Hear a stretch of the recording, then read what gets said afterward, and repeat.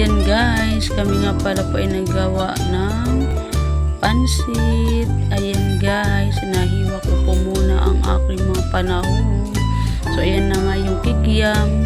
Hinihiwa ko na siya guys ng maliliit.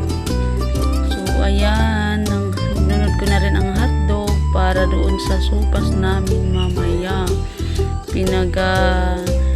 Hihiwa ko na lahat para sabi ko mamaya magsasalang-salang na lang ako. At ayan, prepare ko ng aking mga kailangan gamitin sa pagpansit at pagsupas. So ayan, pinanglabas lang namin para sabi ko nga pag nagluto ako. Ayan guys, ginigisa ko na nga pala po yung bawang at sibuyas para sa aking pagpansit.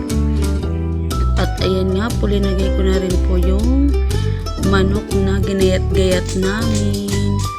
So ayan guys, sinalo-halo ko lang po siya hanggang mag-brown po yung ating sahog na manok.